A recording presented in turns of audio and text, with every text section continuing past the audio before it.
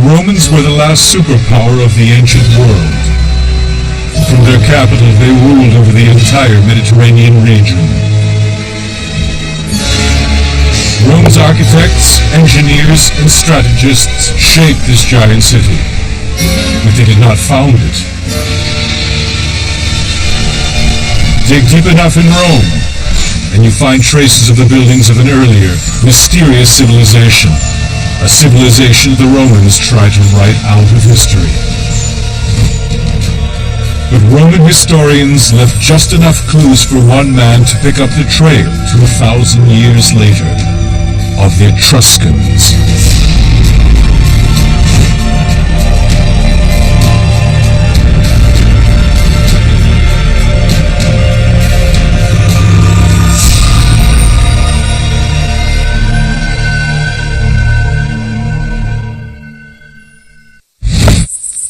(1881). In the tiny Tuscan town of Campiglia Marittima, Isidoro Falchi serves as both doctor and counselor. His hobby is archaeology. He's fascinated by the mysterious Etruscans who lived here before the Romans. He'd like to devote all his time to it, but he's a busy man. Today he's mediating between two local peasants in a property dispute. It's always the same story. Over the generations, conflicting traditions about the rights of use of fields and meadows had become a source of interminable quarrels among the peasants. And caught between them is the counselor, who often must make do with documents which at least one side is bound to reject as unreliable, if not downright invalid. Finally, he just has to make a ruling and trust they will agree to it. This is where the boundary will be. In the countryside around Campiglia Marittima, Isidoro has often found fragments of ancient pots and vases, impossible to identify. He's also found plenty of Roman coins. But this one is different. It has an inscription he can't quite decipher. His instinct tells him it could be connected to the Etruscans.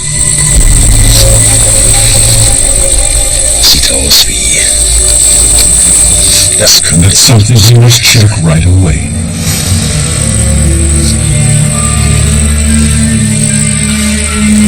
He can leave the two farmers to accept his decision, or keep on arguing.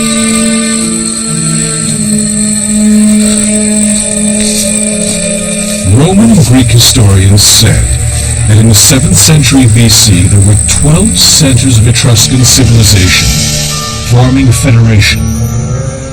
By now, 1881, 11 of them have been found.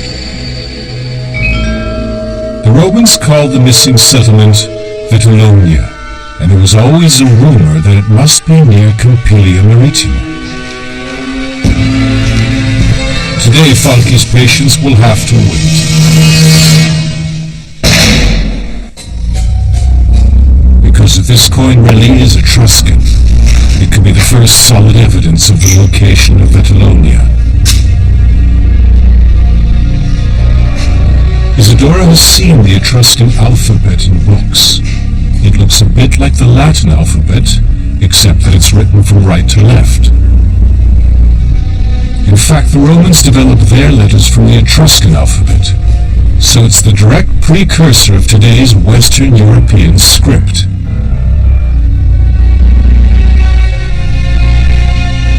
Italian archaeologists have been trying to locate Vetulonia for decades, but the Romans did a good job of erasing their predecessors from history.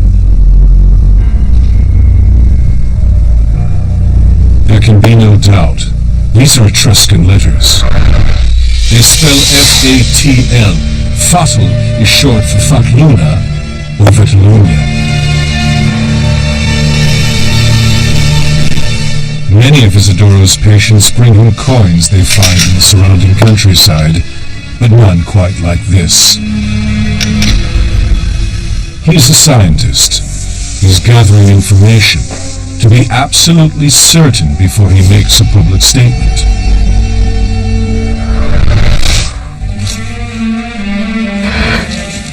Even 130 years later, Isidoro Falchi is still something of a hero and role model for Etruscanologist Simona Raffanelli. He believed totally in his own ideas. For this reason, in particular, I admire Isidoro Falchi. Isidoro Falchi, like Schliemann for the ancient world, had the force to believe that what he taught, it was real, it was true. Isidoro has chosen the most difficult of tasks, rediscovering and reconstructing a lost world which has left so little behind. Even today, our understanding of Etruscan civilization is a jigsaw puzzle in which many parts are missing.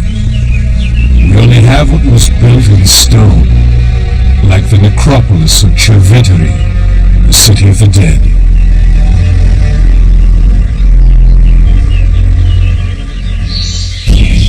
Were these known as the hollow roads?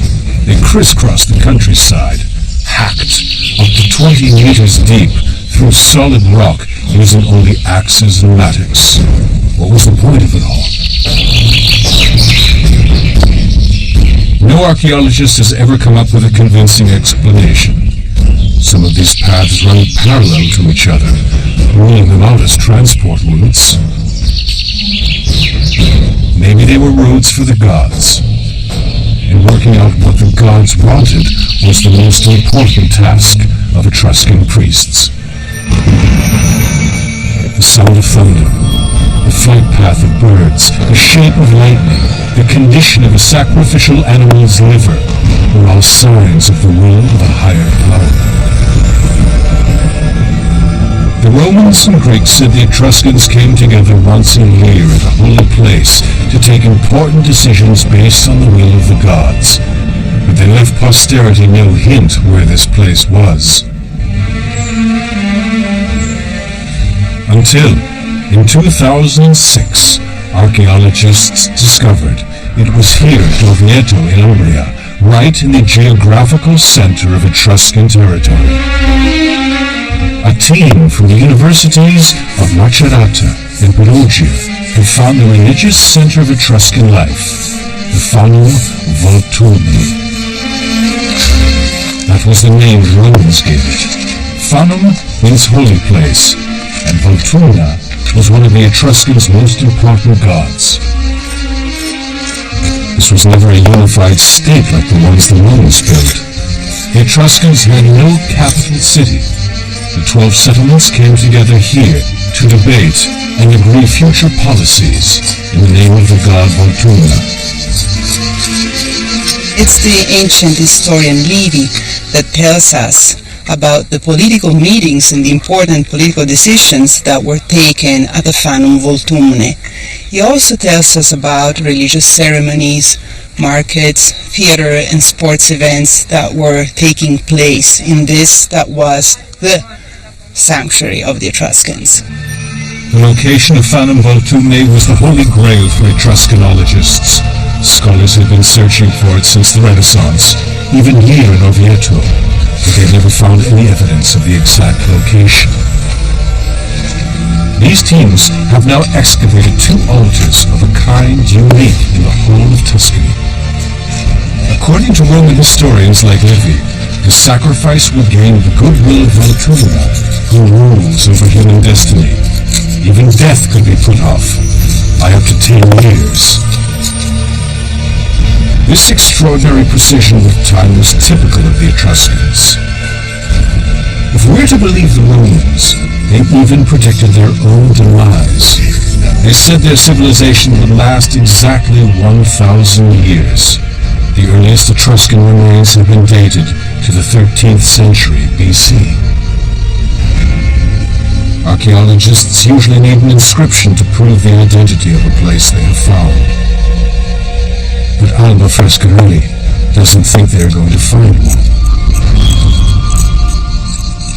fact that Livy talks about it several times but never tells us where the Fanum was gives us the idea that the Fanum was so famous among the Etruscans and among the Romans that he did not need to say where it was. It would be like nowadays talking about the Colosseum, and you don't need to add, I visited the Colosseum in Rome, because everybody knows that the Colosseum is in Rome. Instead, they're putting together all the small details that prove this was the Etruscans' most holy place. And the most convincing evidence is an inscription found in the year 2008.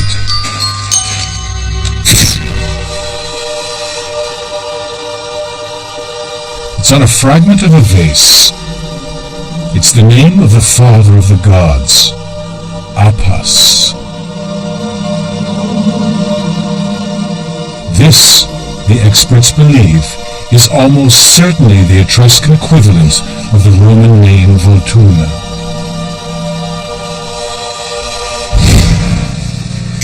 In 1881, the inscription on a coin tortures and fascinates Isidoro Falchi as he pursues his search for the remains of Etruria, the 12th Etruscan town.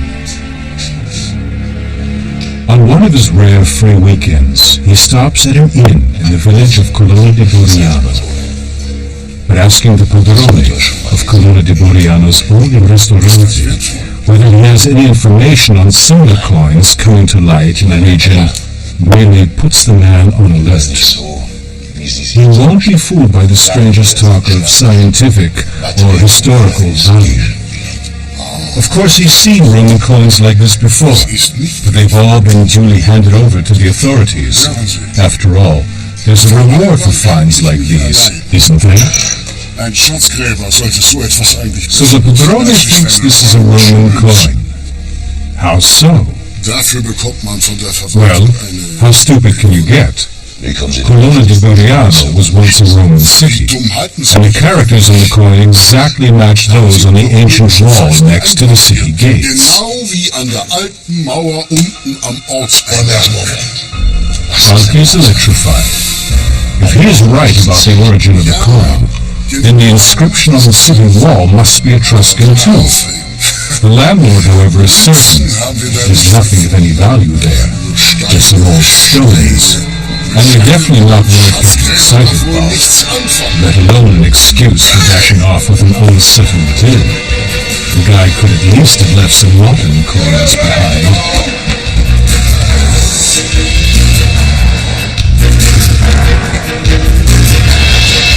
Like many towns in southern Tuscany, Colonna di Boriano was built on Roman foundations.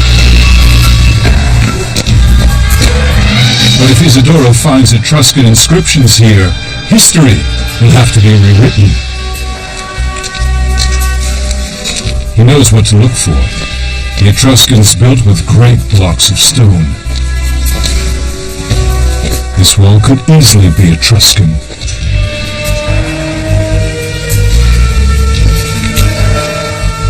These must be the inscriptions the landlord was talking about.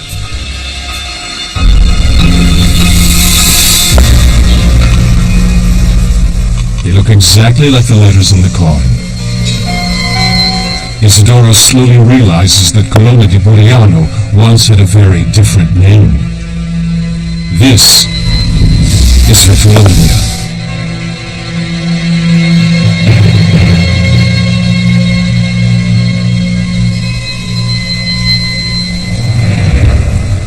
"130 years later, philologists have learned to read the Etruscan language.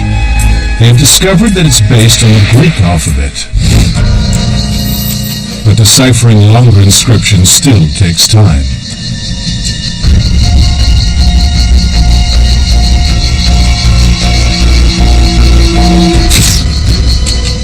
Etruscan has turned out to be a language island among Indo-European tongues, completely unique, with one strange exception. In 1884, a stele was found on the Greek island of Lemnos in the Aegean.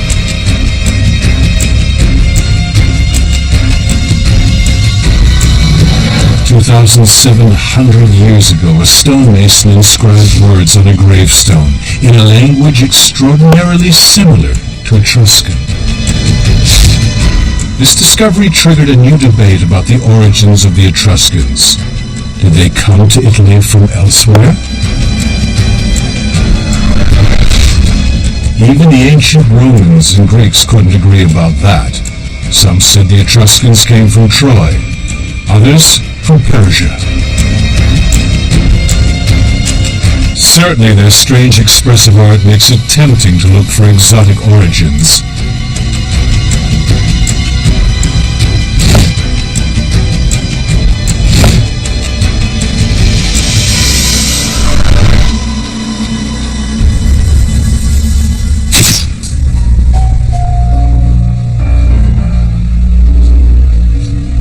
Professor Alberto Piazza of Turin University is the man with the skills to find out.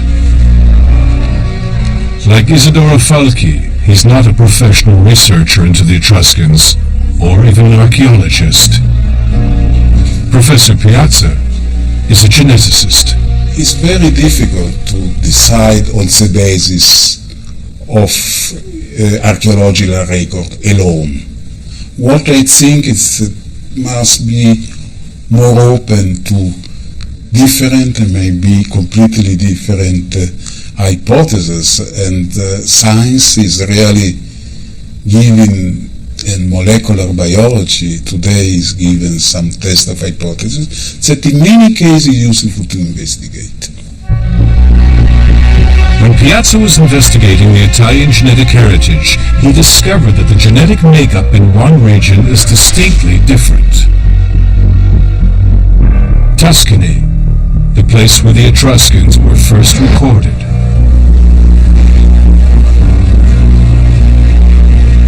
West of Siena, Piazza selected 3 communities where he hoped to encounter Etruscan roots. He and Volterra even have an Etruscan city gate. This was one of the 12 Etruscan towns. The history of Volterra plays a very important role in the history of Etrurian and the history of Etruscan, and such from historical records are very well known.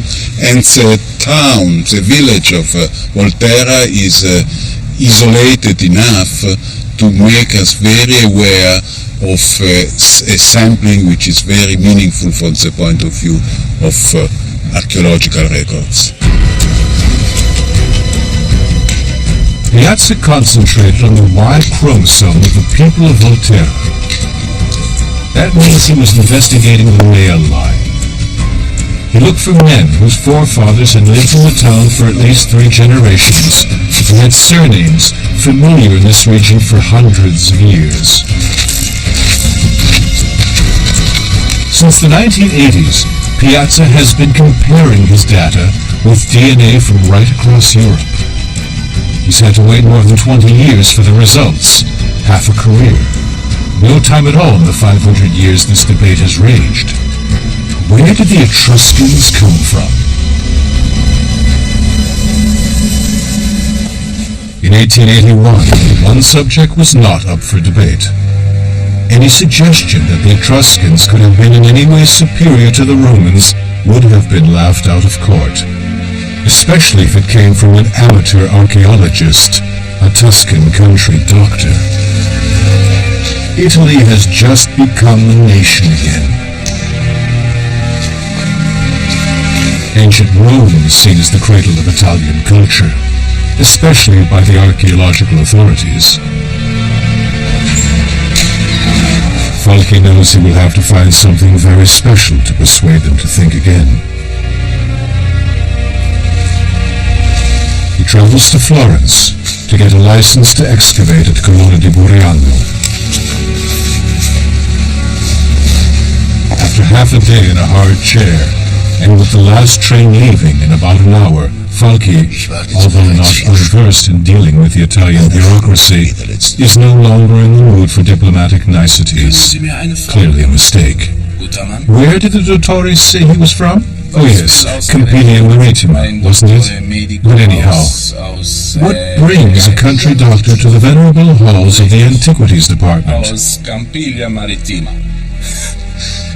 superintendent is fully engaged in managing the rich cultural heritage of ancient Rome. Falke is afraid that any leak of his discovery may lead to a most unwelcome rush of treasure hunters. He dares only whisper his sensational news, that he has found Vitellonia, the 12th city of the Etruscans. But to the man behind the desk, Falke is just one of those amateur archaeologists whose finds, always sensational of course, are a veritable plague these days. At best, rather amusing. Falke has brought nothing to show, and that's because he is no amateur. He's come to initiate a proper scientific excavation. But he's talking to deaf ears, and so, fuming and exasperated, he storms off.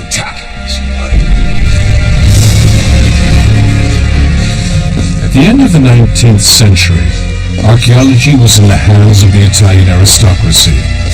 There was no room for outsiders. If you are not a scholar or a real archaeologist, it's difficult just now to be listened by the other scholars, by the other modern archaeologists.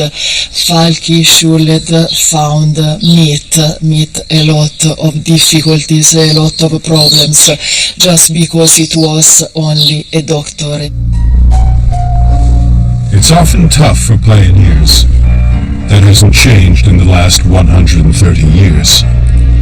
For a long time, the archaeological establishment was skeptical about Alberto Piazza's research. How could blood tests and DNA analysis do what the experts had failed to establish on site among the remains?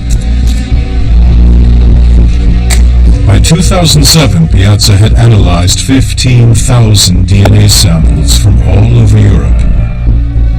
The result was a genetic map which established the Tuscan men from Volterra and other former Etruscan towns were most closely related to a tiny population group living near the island of Lemnos in western Anatolia, once known as Lydia, which is remarkably close to a description by the 5th century BC Greek historian Herodotus. When famine and poverty spread in Lydia hundreds of years ago, the people traveled west through Greece to Italy. This question had split the experts for literally thousands of years. Finally, it was answered. There is a long discussion about that, and Dionysius of Halicarnassus has a theory of an autochthonous origin, and Herodotus has a completely different history from Anatolia.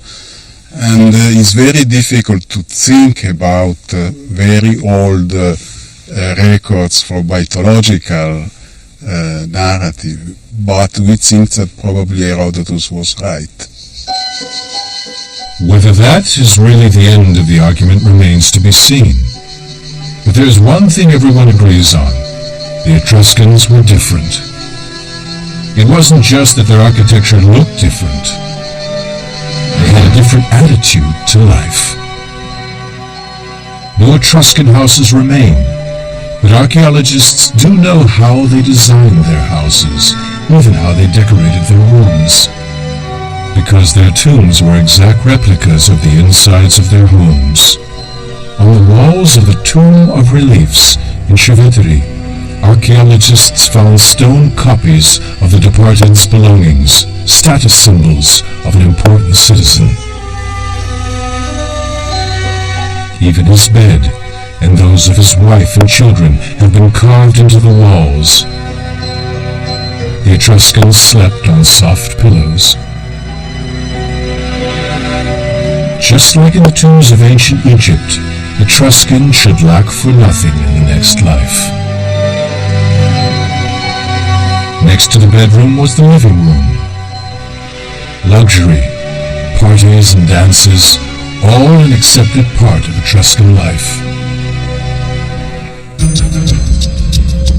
Something their neighbors couldn't forgive them for. The Greeks and Romans found it scandalous. Greek historian Theopompus, perhaps he deserved his name, said group sex was de rigueur for the Etruscans, and no Etruscan man could be sure if he was the father of his children. As recently as 1960, the tomb of chastisement was found in Tarquinia. It seemed to confirm the cliché. It's difficult to be sure whether the Etruscans really did lead a debauched existence. We have so little written material from the Etruscans themselves. The wall paintings are the only real evidence for today's scholars. In Tarquinia, Cornelia Weber-Lehmann has spent years studying the paintings in more than 60 tombs. Sadly, just like in the pharaohs' tombs, increasing humidity is making the paintings fade faster and faster. To record and research the information in the paintings, Cornelia's artist colleague painstakingly copies the outlines on a transparent sheet with a marker pen.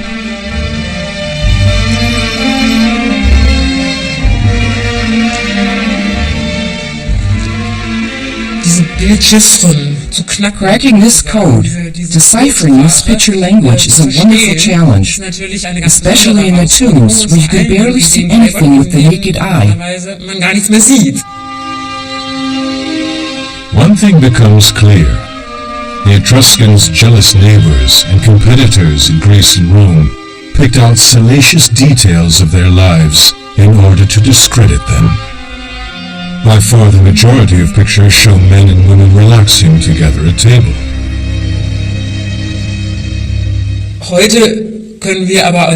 Today, we can read something quite different in these pictures. Companionship in marriage, a delicate relationship with a touch of the erotic, that served above all to keep the family together and to strengthen the clan. Etruscan women were independent. They had their own money and possessions. Roman women were completely subservient to their husbands.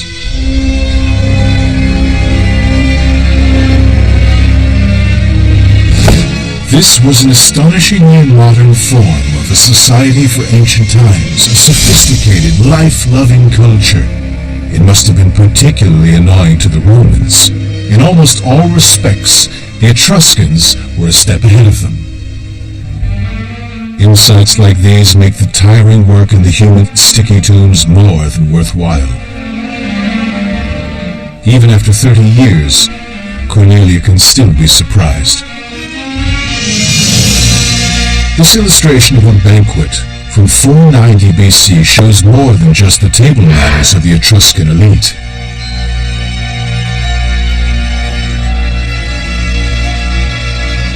It's the oldest depiction of a table in human history.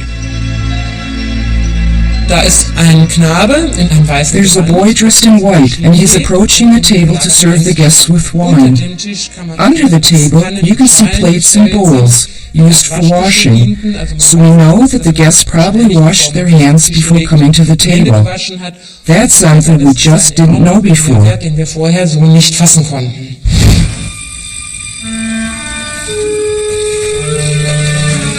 1881. On this night raid with his son Andrea, Isidoro doesn't need to interpret what he finds. He just has to unearth objects. There's no other way to get a license to dig to find Vetulonia.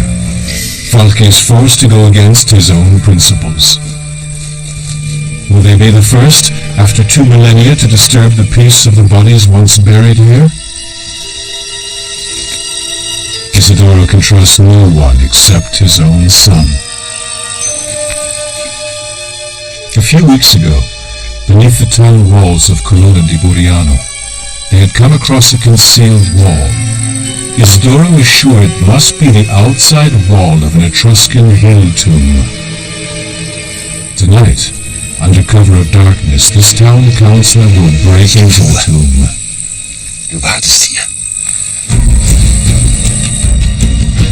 Isidoro hopes that by presenting the authorities with a fait accompli, he will make them give him his license. If he's lucky, this could be an undisturbed tomb, and then he could find incredibly rare Etruscan artifacts.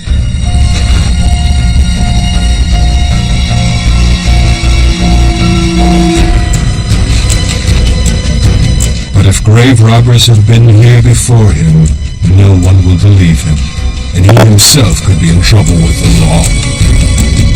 Andrea, komm. Carefully, Funky starts to examine what lies in front of him. It seems to be intact.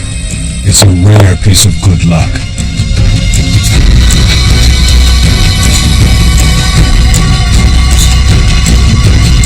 Tonight, Isidoro and his son are themselves the grave robbers.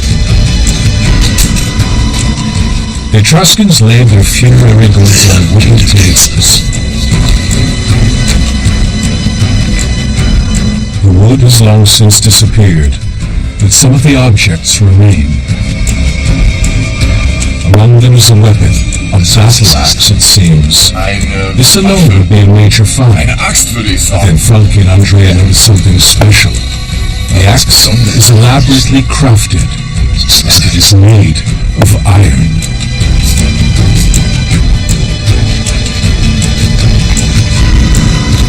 This must have been the tomb of an important person. On the bed of the departed is the helmet of a man who died more than 2,500 years ago. The helmet too is made of iron. Isidoro knows that the Etruscans were skilled craftsmen, and he knows that funerary goods are rarely so well preserved.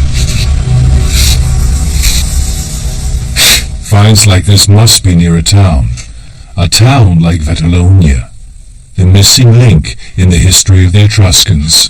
Ich denke, He's certain that the antiques department will listen to him and finally grant him a license. The Etruscans were so skilled in metalwork and produced so much that their weapons and artworks were in demand well beyond their original homeland.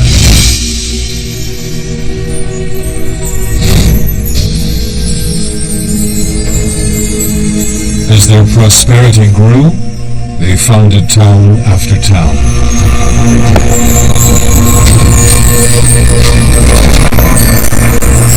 By the 6th century BC, they had established themselves in an area from the Po Valley to Campania. For a long time, the big question was iron a decisive factor in their expansion? And if it was, where was it made? The trail leads to Populonia, opposite the island of Elba. Populonia was the only Etruscan town that actually lay on the coast.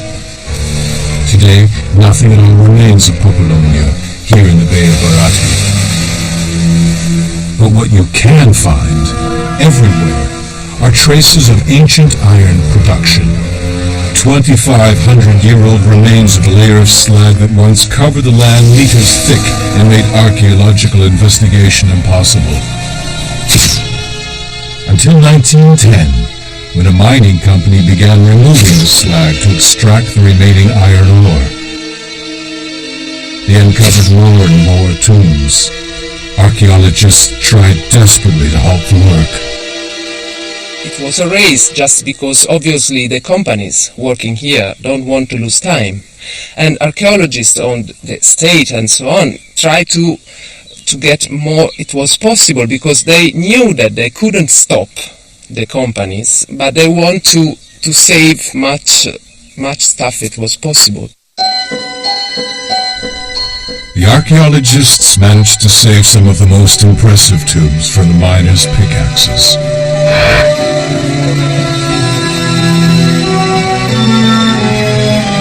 The slag had covered the tombs with an airtight layer, conserving them and protecting them from grave robbers.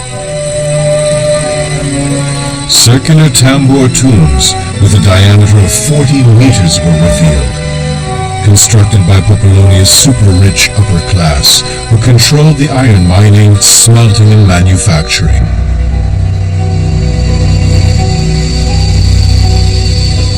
At first there was no sign of the workplaces of what must have been a big industry. But now, high above the coast, archaeologists are excavating the ancient metal workshops and smelting ovens. Archaeologists knew that the Etruscans mined and made a lot of iron, but they're only just beginning to discover how much. Silvia Guideri is a specialist in ancient metals. She's been sifting through the layers of slag for 5 years.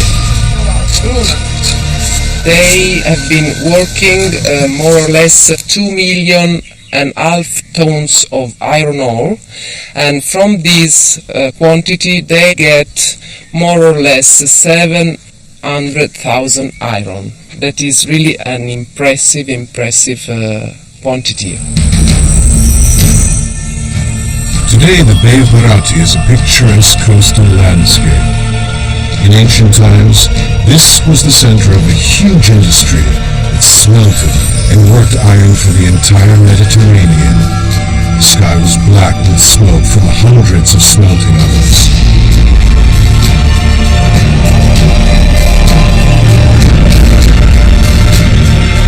More and more slag was produced.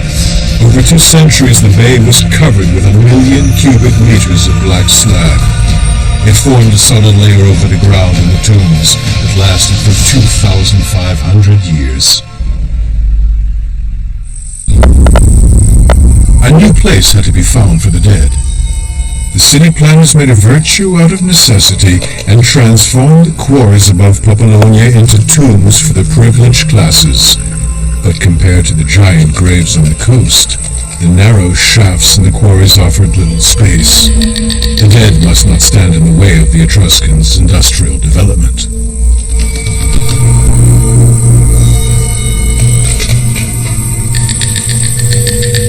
Here, the prosperity of the living was more important than life after death.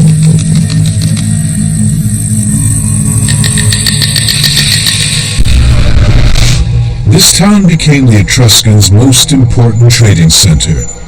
Metal was exported from Popolonia to the entire Mediterranean region. The most significant trading relationships were with the Greeks and the Phoenicians.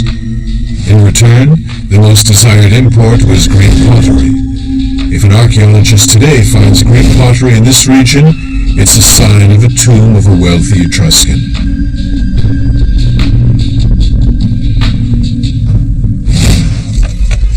After his first successful tomb raid near Comune di Goriano, Isidoro Falchi excavates more and more tombs.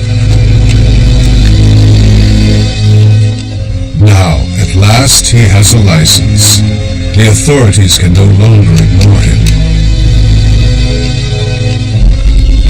Apart from objects of iron and pottery, he has also found a delicate brooch known as a fibula. This was the most important piece of jewelry for an Etruscan woman. It's the showpiece of his excavations. Every week officials from Florence inspect what Isidoro has unearthed and claim the most valuable pieces for themselves. Isidoro's license works entirely to the benefit of the authorities. The head of the Antiquities Commission still doesn't believe Falchi's theory that he has discovered Babylonia.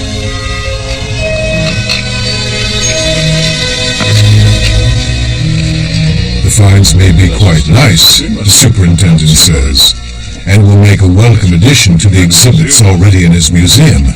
But where is the city Falchi claims to have located? Tombs and graves do suggest a necropolis. That much he will admit. But to prove the existence of a city of the living, there should be traces of streets, foundations of a house, remnants of the city gates, walls, something like that. Here, there are merely graves. As long as Isidoro can produce no solid evidence of the town, he remains, in their eyes, a fortunate amateur. But Falchi hasn't shown them everything he's found.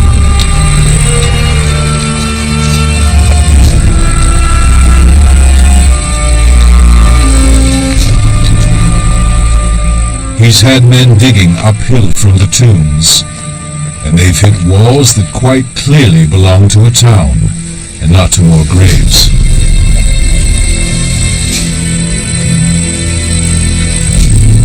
The officials are, for once, speechless, but not for long. Rather condescendingly, Falchi is invited to join in for the official photograph.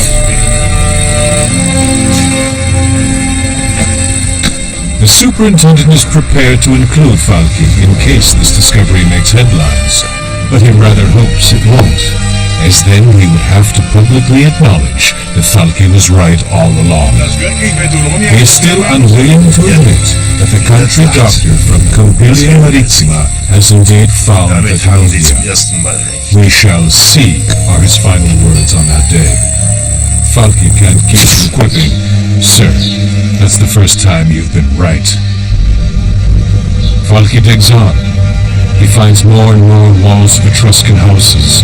Entire sections of an ancient town are revealed that had completely disappeared off the map.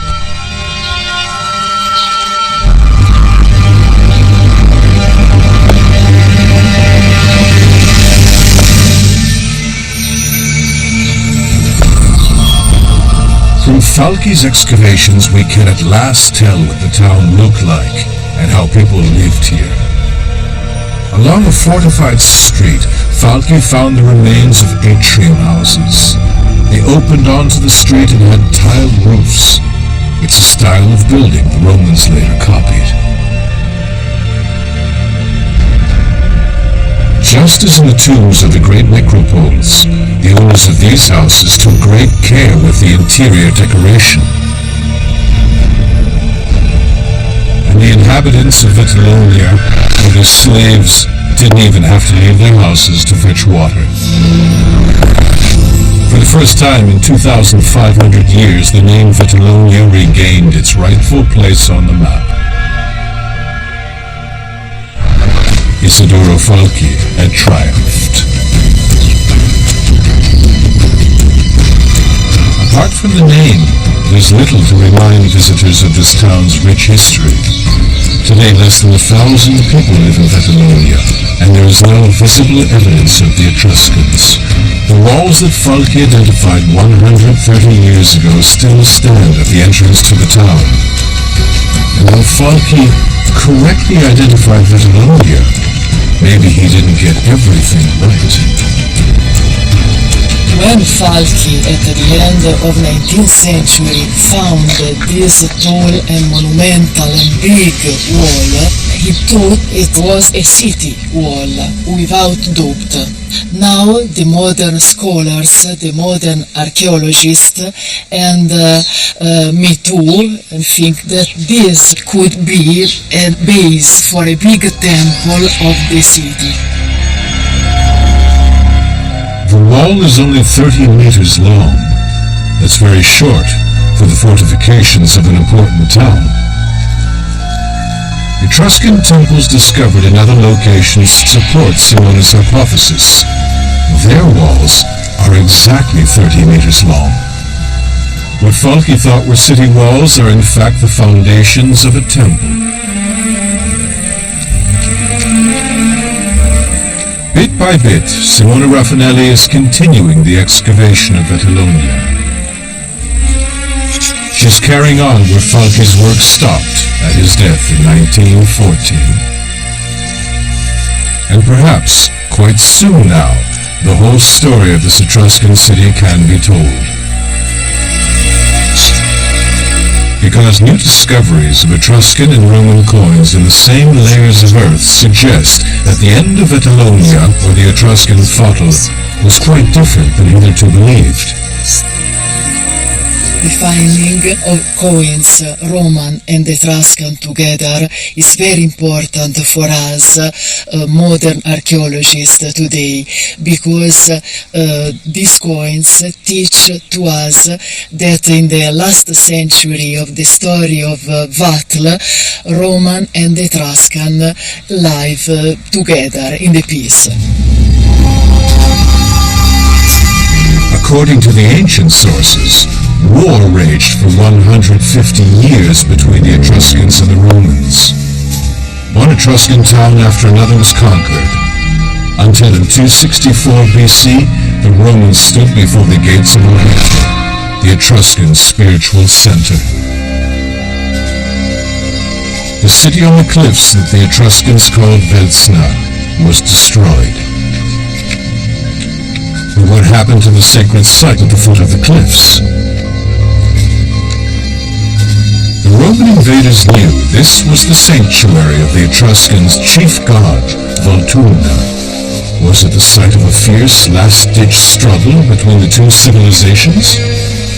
Examining layers from many hundreds of years of history, archaeologists found a tiny relic that suggests a far less violent end to Etruscan civilization than the Romans like to publicize. It's a small bronze statuette of a human figure. Surprise is in its date, which makes it clear that it wasn't an Etruscan who brought this offering to the shrine. This part of bronze statuette is significant because we can date it to after the Roman conquest of Velsna. So this proves that the Romans were still using the sanctuary, were still donating votive offerings to the sanctuary itself. So it means that they wanted to keep it alive. And this only happens when a sanctuary, a sacred place, was most significant and important. The Etruscans in Orvieto were eventually resettled by the Romans elsewhere, but the Romans kept alive the cult of their most important god.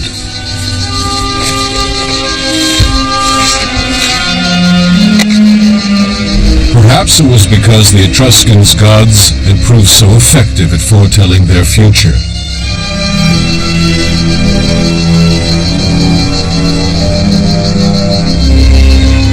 According to the prophecies of their priests, Etruscan civilization would last for 10 epochs.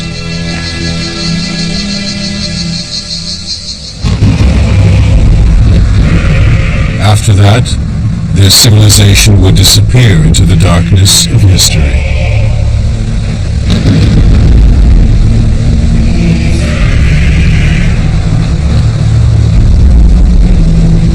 Ten Etruscan units of time, a little less than 1,000 of our years. According to Etruscan legend, an iron nail was hammered into the wall at the temple in Orvieto every year as a sign of time slipping away.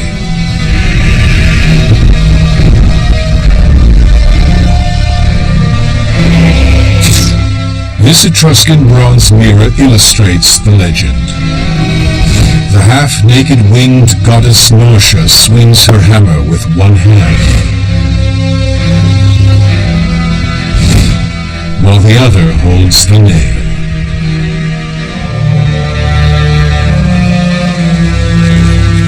The prophecy of the Etruscan priests proved eerily accurate. The 1st century BC was the last century of the Etruscans. After that time, we have no trace of the Etruscan language. A people that enjoyed the fine things in life and preferred peaceful coexistence and trade to war and conquest walked off the stage.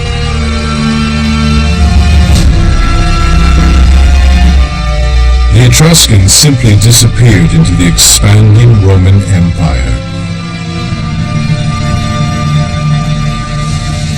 The Romans built over their towns, and they in turn gave way to other invading tribes.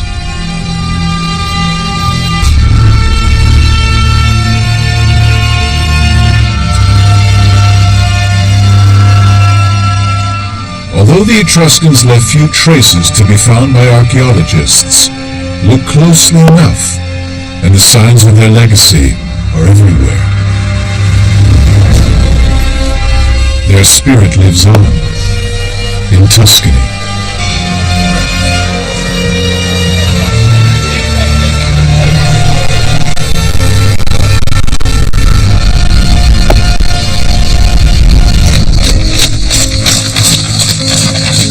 In spite of his remarkable discoveries, Isidoro Falchi was never recognized by the archaeological establishment. In his will, he wrote to his son, "I now pass on the excavation of Vetulonia to you. Study Latin and Greek, and absorb all the knowledge of the ancient world. But do not become a doctor, because then nobody will take you seriously, and you will never become an archaeologist."